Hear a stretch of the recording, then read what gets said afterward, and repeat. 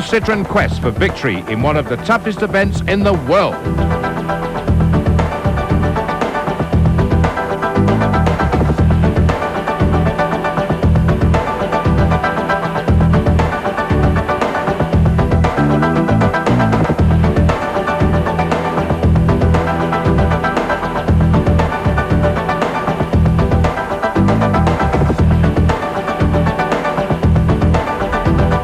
Tunisia and stage one of the 7-day 2,000-kilometer Optic 2000 rally. This first stage of the North African event would be 474 kilometers long and give the drivers a taste of what lay ahead.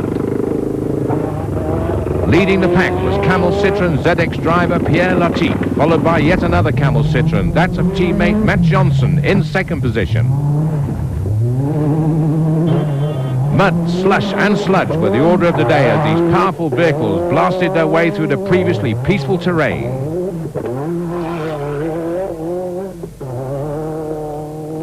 Unbelievably high speeds are attained by these vehicles, and some of the long, smooth stretches give the drivers a chance to go flat out.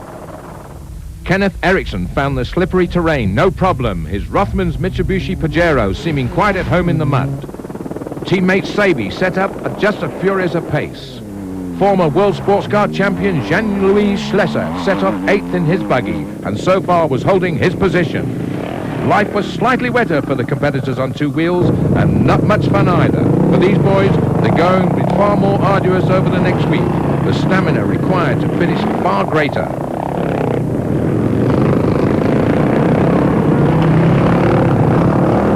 Stage 2 and Latique, who'd finished a stage 1:53 seconds behind Eriksson's Pajero, had opted to fit wider tracks configuration on his Camel Citroën.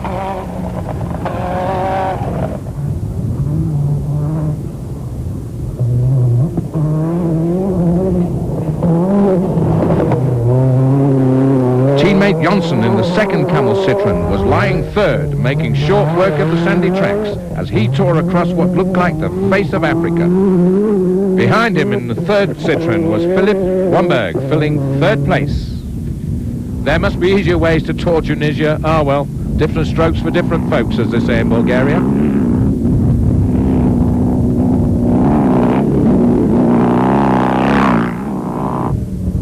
This rather nifty-looking vehicle is a Traglio, or rather a Mercedes prototype.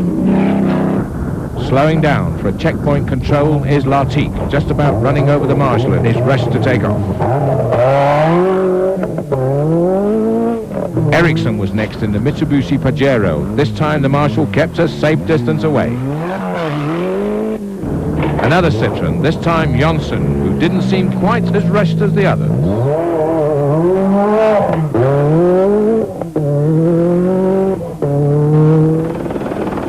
For Pierre Latique, the day's route was easily handled in the Camel Citroën. The previous night he'd had the mechanics fit the car with wide tracks, so the suspension wishbones and transmission half shafts were subsequently replaced. As a result, the stage, described afterwards as a real Paris-Dakar stuff, was almost a piece of cake.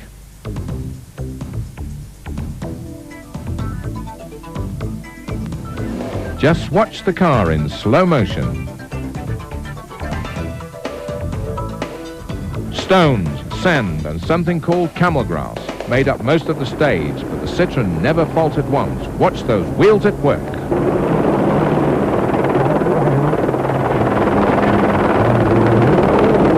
Camels, the real thing. Tiring, but the wide track of configuration was a good choice. In the bumps there were no problems. I didn't make any mistakes.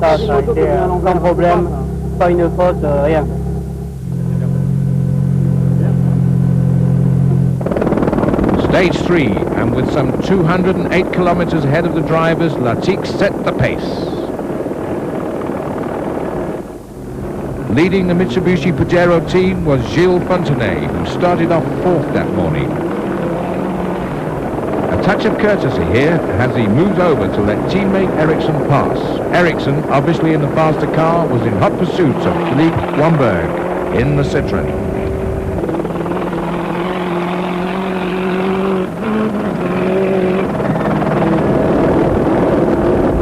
Wamberg was steadily following the tracks of teammate Latique ahead of him in the leading Citroën.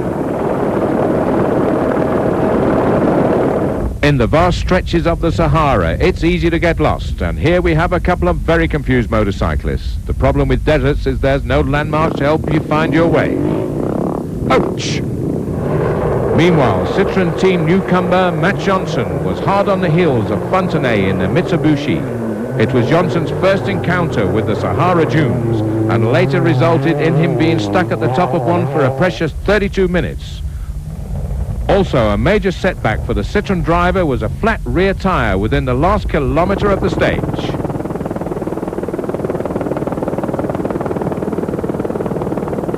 Unfortunately for Ericsson, parked alongside the route, a broken front axle just 35 kilometres from the end was to signal his retirement from the event. There can be no disappointment greater than that of a racing driver having to withdraw midway through a race. Disaster as the dice between Fontenay and Johnson ground to a halt when Johnson got stuck. Despite concerted efforts to unstick himself, he only succeeded in digging the car's wheels in even deeper. It was to be a while before he extradited himself.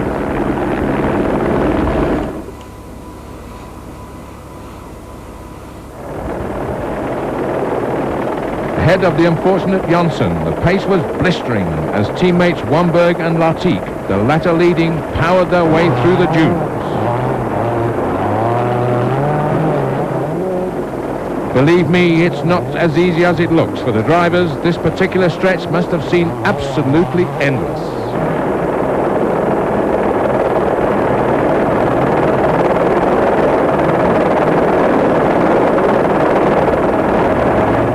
Hello, is anybody out there? In one corner of the vast and ancient desert, minor chaos ensued as sundry competitors made various attempts to shovel their vehicles out of the thick sand. It's a lousy job, but somebody has to do it.